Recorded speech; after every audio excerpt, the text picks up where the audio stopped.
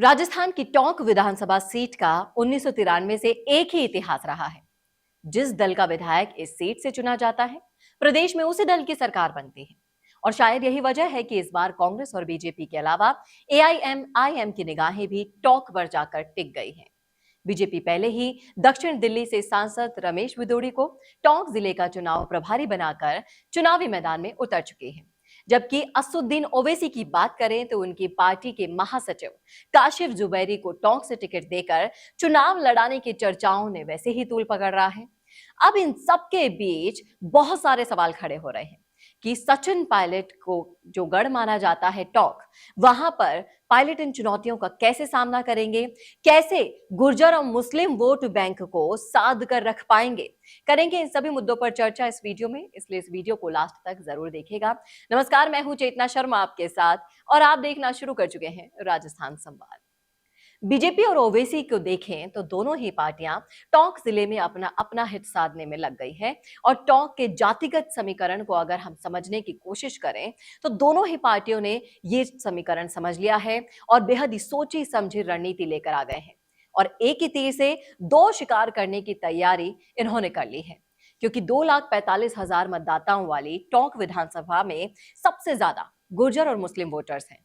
एक तरफ विपक्षी दल गुर्जर मुस्लिम वोटर्स को सियासी संदेश देना चाहते हैं, तो वहीं दूसरी तरफ सचिन पायलट के किले में सेंध लगाने की तैयारी भी कर रहे हैं।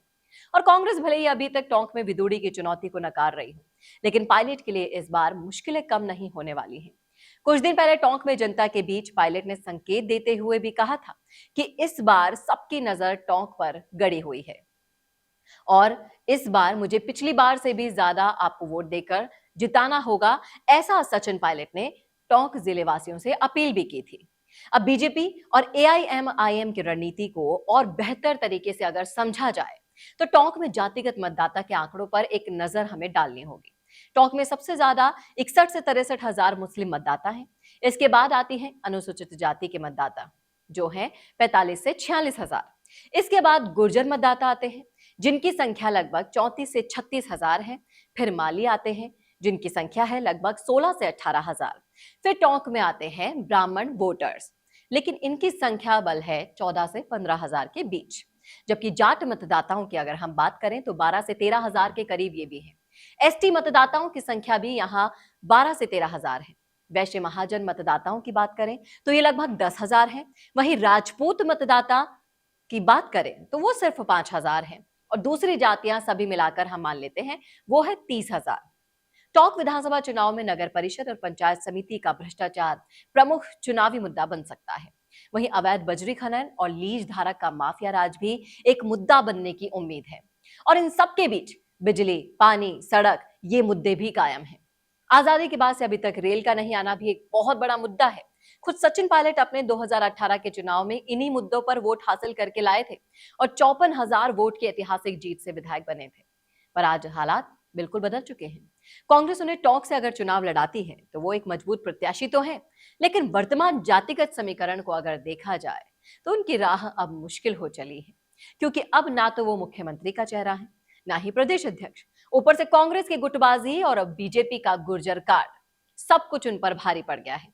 यही नहीं, अब पायलट को आचार संहिता के बाद न सिर्फ मुस्लिमों का बल्कि उन्हें ग्रामीण क्षेत्रों में भी विरोध का सामना करना पड़ सकता है। ये सारी मुश्किलें सचिन पायलट के रास्ते में आ सकती हैं। अब ये देखना होगा कि किस तरह से सचिन पायलट इन मुश्किलों का हल निकालते हैं।